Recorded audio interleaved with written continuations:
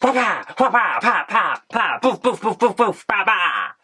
I don't think I'm ready, but nevertheless, let's enter the King of Iron Fist tournament with Tekken 3. Waha!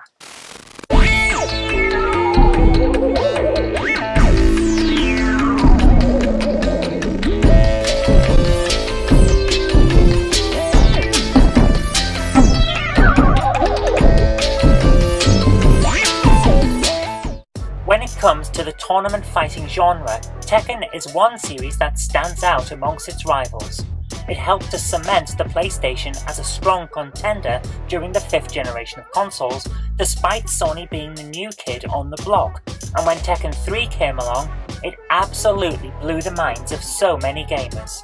Previous entries in the 3D fighting arena had been relatively simplistic affairs, with polygonal fighters battling it out on a flat plane, only stepping into the foreground or background using a special move if they stepped anything but forward and backward at all.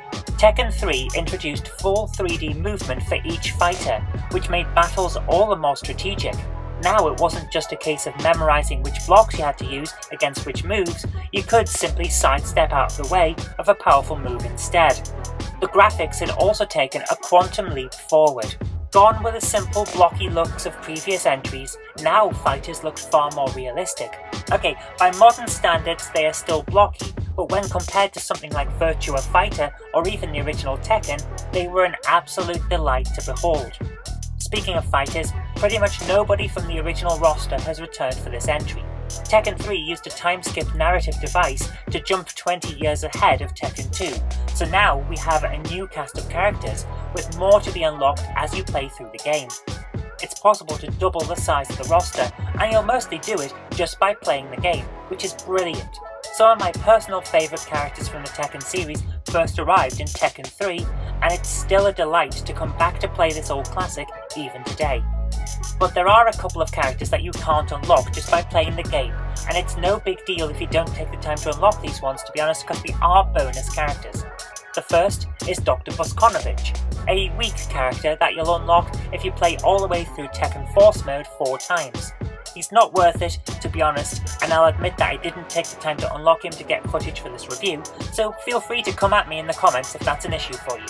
Tekken Force Mode is basically the 3D adaptation of Streets of Rage that we've all longed for. You choose your character, and you go through 4 rounds of butt-kicking mayhem, fighting an array of bird-named mooks until you meet another character from the standard roster. Then, it's a one-on-one boss battle to see if you can keep going. I love this mode, and I especially love the way the narrator says chicken in the same way that he says Tekken.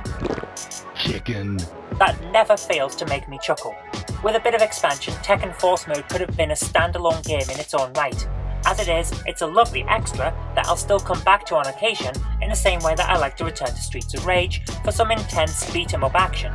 It's brilliant. The second bonus character you can unlock is Gon, a manga dinosaur who gets up to wacky adventures in his own comic series plus spin-off anime. He's cute, he's relatively easy to control, and his special move is flatulence.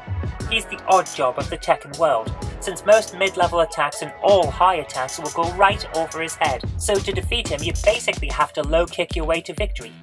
It's cheap, but it does work.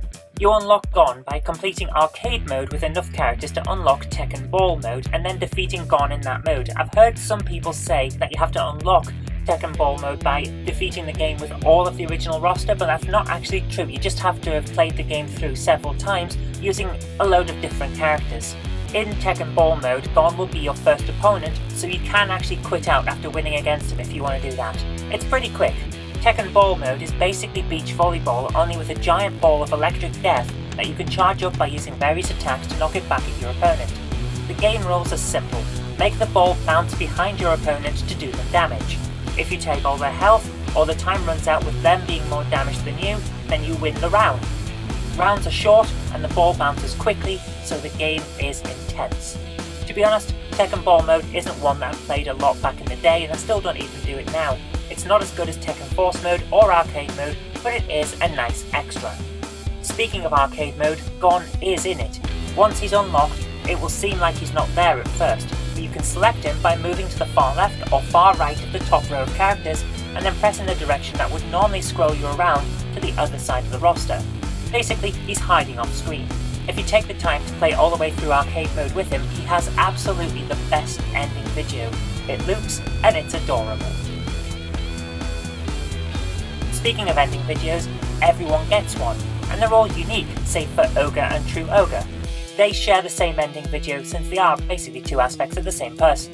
Some of these ending videos are funny, some of them are indecipherable, but all of them are worth it. When I first played through Tekken 3, I was still at university. My housemate and I had been in town sifting through the second-hand games at the local branch of Electronics Boutique, and he picked up Tekken 3. We headed back home and spent the entire weekend playing it, taking turns in arcade mode to beat the game with each character, just to see who we would unlock next. It was a fantastic time, and it is one of my cherished gaming memories. Back then, we spent a lot of time mastering the various special moves for our favourite characters to make the one-on-one duels more interesting. But that's where Tekken really comes into its own, because you can beat arcade mode and unlock every single character in the game without ever learning any of the special moves. This is a game where absolutely anyone can play, and where, if you're patient enough, you can open up the entire roster without having to memorise a load of controls. That to me is excellent, because it means that the content isn't locked off behind a certain skill barrier. And I'm serious about this, by the way. You really can beat the game using only the most basic moves. To demonstrate this, I got myself a new PlayStation memory card and spent a couple of evenings unlocking all of the characters in arcade mode, plus gone, using just punches, kicks and blocks.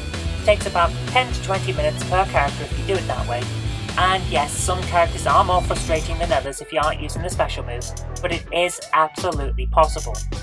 Which means Tekken 3 is yet another example of the golden rule of arcade games: simple to play, hard to master, and accessible to everyone. That is why it's so amazing, and why it's an absolute classic. Some people put Tekken 3 in their list of the greatest games ever made, and I think it would be hard to argue against that. It's certainly a masterpiece in its genre, and if you give it a try, I think you'll like it. As you can see, Tekken 3 is one of those games where you can just pick it up and play, or you can spend time and effort and master it. And that, to me, is great. It's one of those proper arcadey style combat, one-on-one fighting tournament games, the type that's traditional and really gets what it's trying to do. I love it. I think you'll love it too. A lot of people do love it. There you go. Go and play it. See you tomorrow.